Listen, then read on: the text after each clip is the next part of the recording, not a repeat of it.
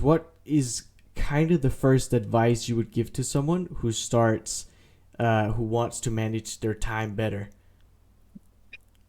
Well, I think it, to me, it starts with the realization that there are two forces at play in your life.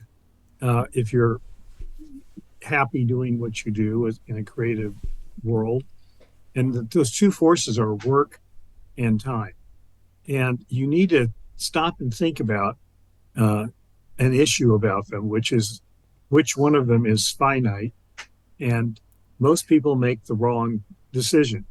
They think that their their time is uh, infinite and that work is finite. And it's just the other way around. Work is infinite, and time is finite, unless you happen to be God or the creator of the universe.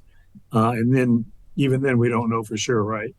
But uh, work is infinite, which means that you can't manage it. You can't manage an infinite force. You can only manage something that's finite. And it's infinite because if you do bad work, you have to do more work. If you do okay work, you still have to do more work. And Mm. if you do great work, you will do more work because everybody will be throwing work at you. So, given that work is infinite, you can get very depressed and very unsettled by trying to manage it. An example is to say, I'm going to go to the lake this summer and finish this book if it kills me. And what happens when you go to the lake is that 300 things suddenly appear that have to be done before you can settle down and work on the book. The cottage needs to be cleared of cobwebs, maybe repainted. The yard needs to be freed of weeds and the lawn cut. The dock needs to be scrubbed and cleaned. The list is endless, but everybody knows that setting out to do work no matter what is self-defeating. And that means that all you can do is to manage time. And the people who are wildly productive are people who work on a regular basis for a certain number of hours a day. Some people just work for an hour a day and accomplish their writing that way. That's 365 hours a year. And you could write several books with that much time. And people like Agatha Christie, she wrote 20 plus books a year to the point where she had to have a couple of pseudonyms to go out with because she just was writing so much. Why? Because she was simply sitting there and writing every day. Some people, like my late friend Nancy Friedman, who published about 20 novels in her lifetime, she spent 8 hours a day. Of course, she was flat on her back, paralyzed, and had to build a typewriter. I mean, a computer typewriter that she could reach up to. So it was quite Oh painful, wow, but she did it for 8 hours a day that's amazing. uh, because she loved working so much. But she limited it to 8 hours. She stopped after 8 hours.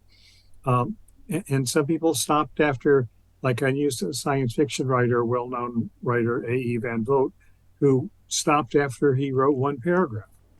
If he write a good paragraph, that was it for the day, and he took the rest of the day off to do the other billion things that life wants you to do other than write. So you have to, I think, learn from the beginning that the one force you can manage is time, and focus on managing time and stealing the time that you need to get the projects done that you want to get done. Mm.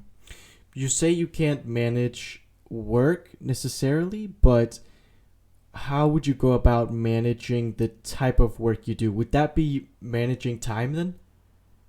Yeah, it's managing time. You decide that, I'm in a very busy world where I have to read every day, but I can't. If I read more than an hour a day, I wouldn't be able to manage all the other things I have to do. Mm. So I get up and early in the morning and have a cup of coffee and read for an hour and get the most important reading done every day, and then I go on to all the other things I do, including writing. Uh, so that's managing work. Mm. And I notice now that I'm particularly behind. I just got back from a 2 week trip to Japan, and I probably am five big manuscripts behind and hundreds of little pieces of paper behind. So I'm thinking, of maybe spending more time a day for the next couple of weeks to Yeah. catch up.